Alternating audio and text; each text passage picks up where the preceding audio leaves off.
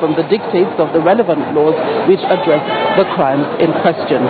I've come to the conclusion that the accused should be sentenced to the following.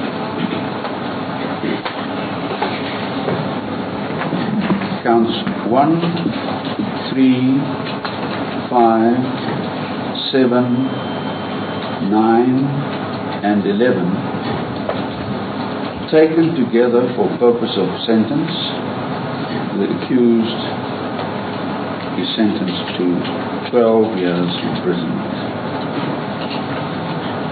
Counts 2, 4, 6, 8, 10, and 12, taken together for purposes of sentence, the accused is sentenced to 12 years imprisonment. On count 13, the accused is sentenced to 10 years imprisonment. It is ordered that the sentence imposed on count 13 is to run concurrently with the sentence imposed on counts 2, 4, 6, 8, 10, and 12. Effectively, the accused is therefore sentenced to 24 years imprisonment. Nothing. I have absolutely nothing to say for now. We are pleased that the matter has been finalized.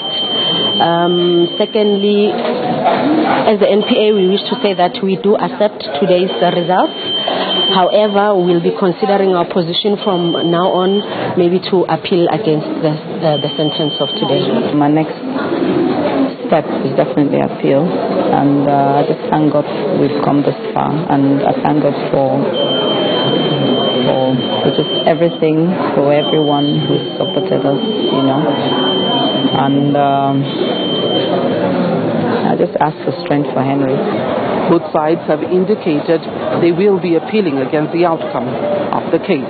From the South Gauteng High Court in Johannesburg, I am Bessie Dibia reporting for Channel Television News.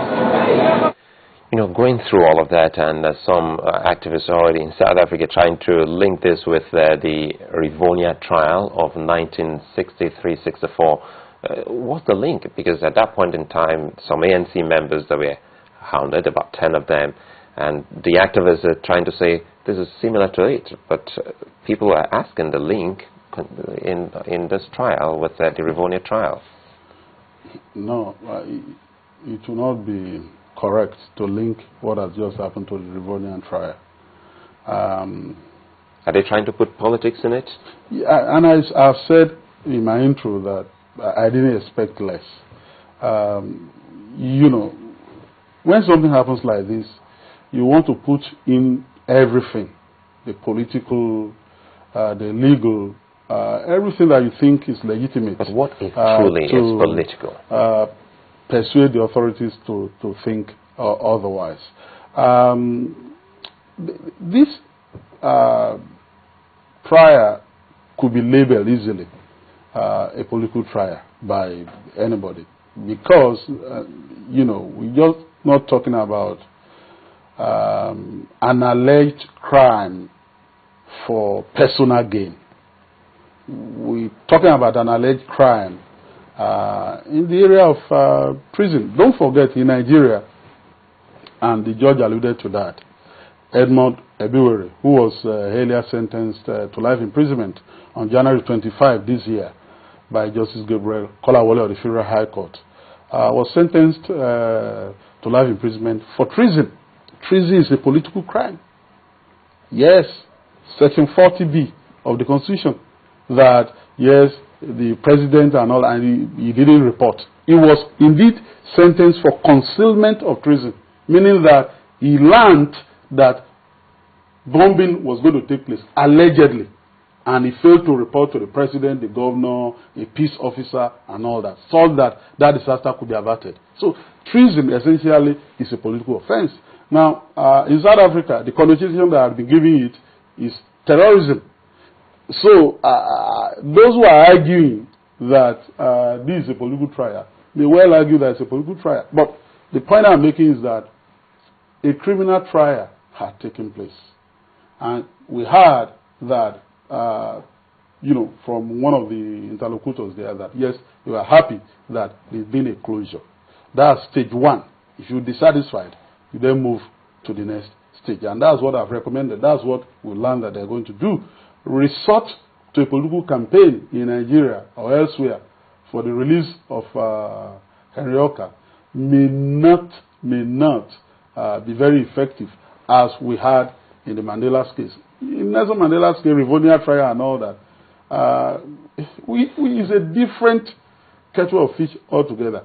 And we can debate this. Look, if you read Long Walk to Freedom by Nelson Mandela or some of the other, accounts of what happened during the apartheid era, we're all aware that at a point when they were desperate for victory over the apartheid regime in South Africa, they formed Umkhonto weSizwe, Spear of the Nation, which was the militant wing of the ANC.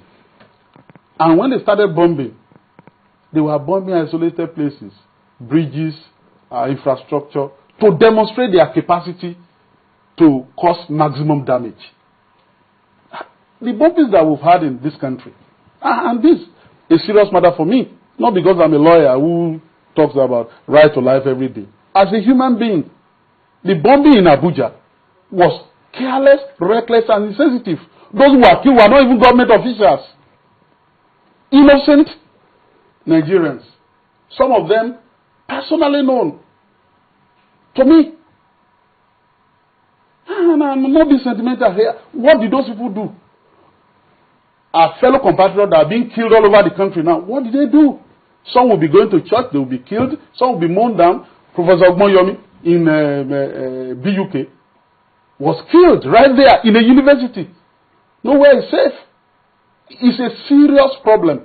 And for me, we need to deal with it.